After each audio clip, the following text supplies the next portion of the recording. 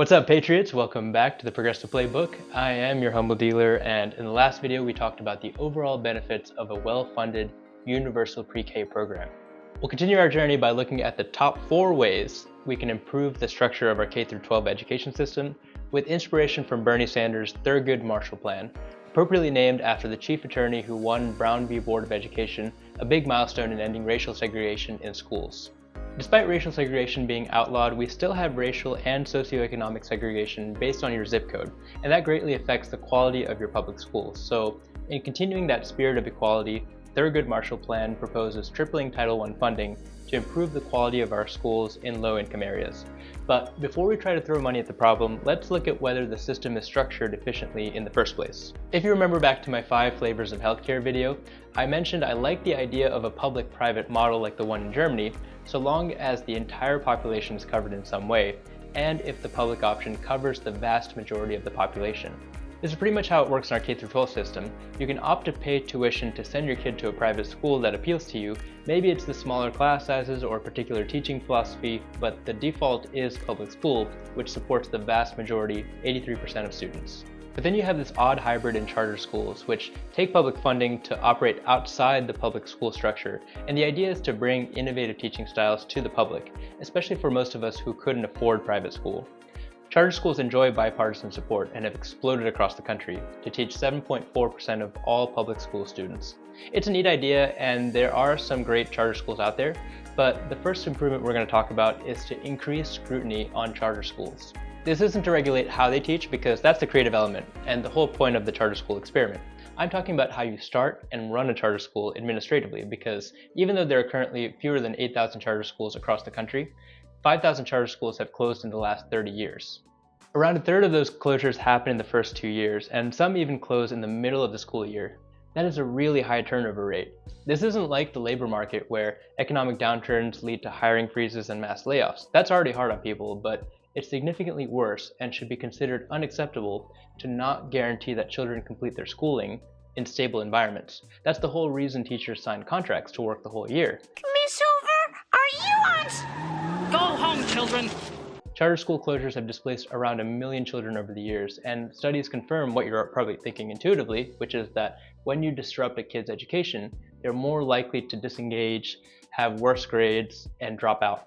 Think of the children. Won't somebody please think of the children? The number one reason for why charter schools fail is financial mismanagement.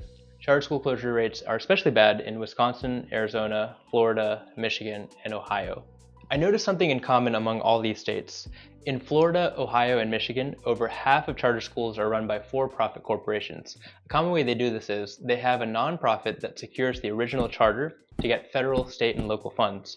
And then they turn around and give every penny to the for-profit company in what's called a sweeps contract. It's true that traditional public schools have partnerships with for-profit companies for things like school lunches or books. That's all normal.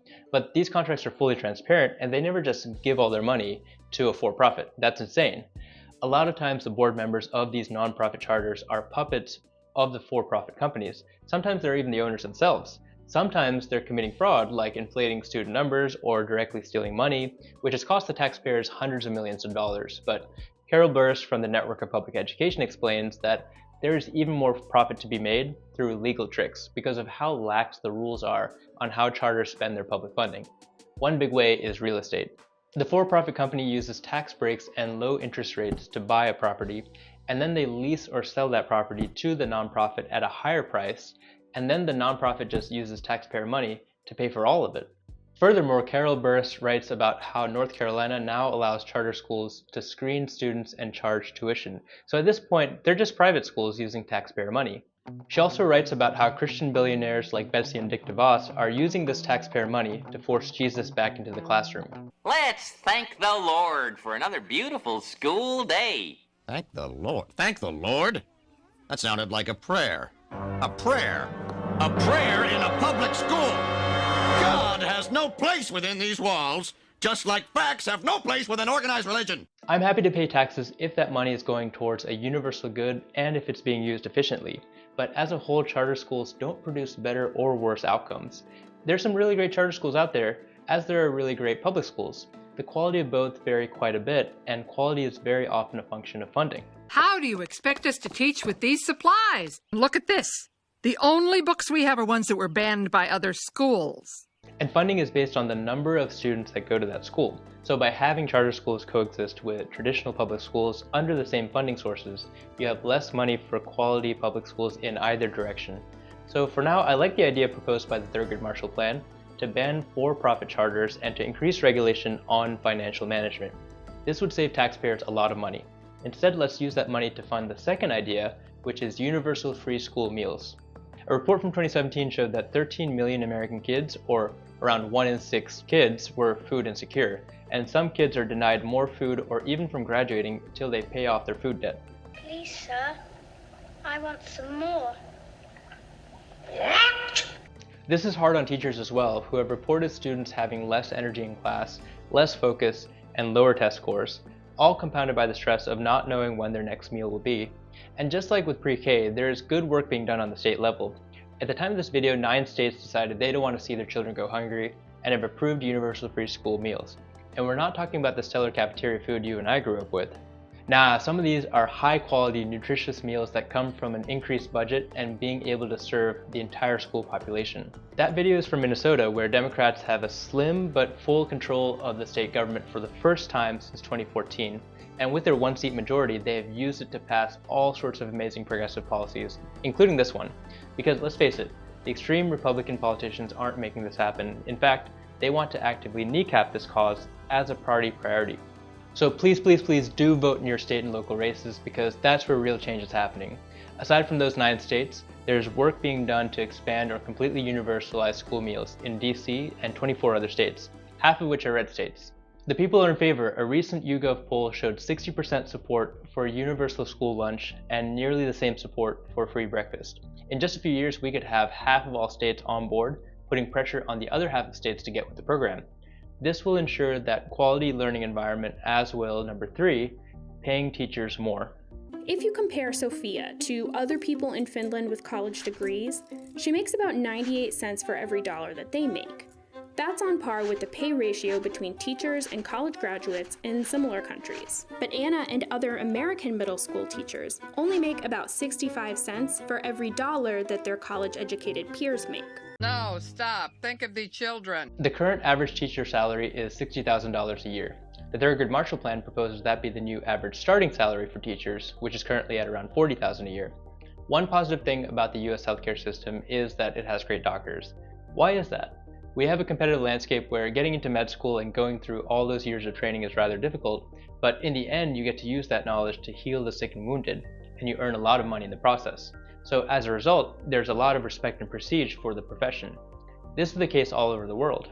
I had some great teachers growing up, but the quality of teachers varies quite a bit across the country, and many great teachers get worn down over time by a system and society that doesn't appreciate them as much as it should. We're losing 300,000 teachers a year, and we're not getting enough people coming into the profession.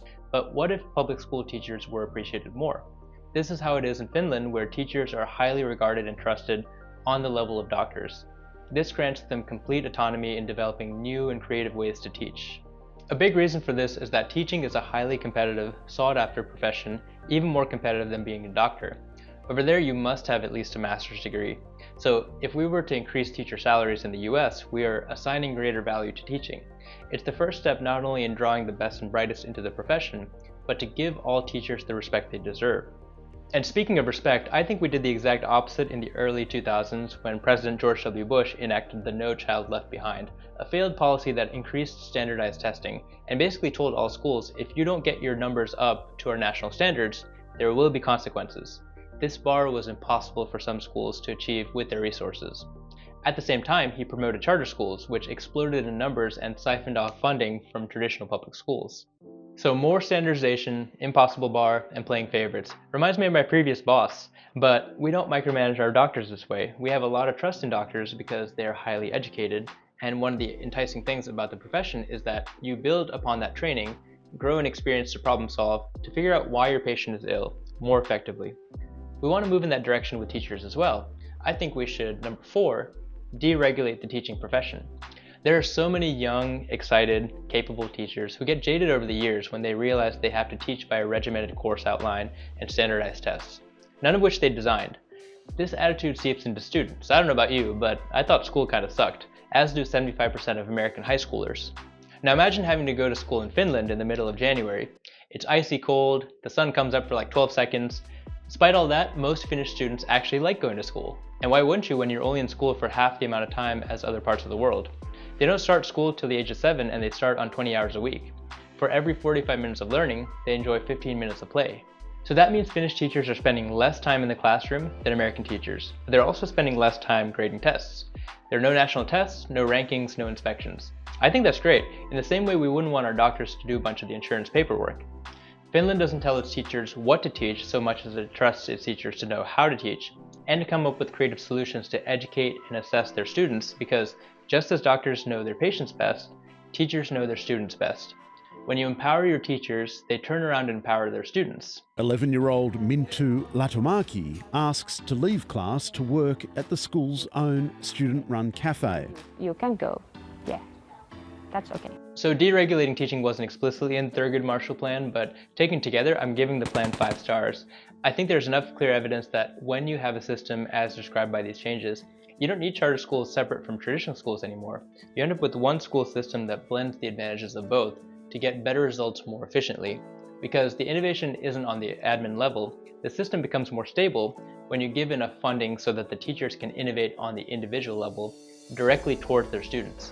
And this is why Finland is considered one of the best education systems in the world. And I was surprised to discover quite recently that Estonia is as well. Despite being one of the less wealthy European countries, the Estonian system has free school meals and a lot of the same attributes as the Finnish system, on top of incorporating technological advances into their digital education system. And in the next video, we're going to talk about some of these exciting teaching innovations that are being explored around the world.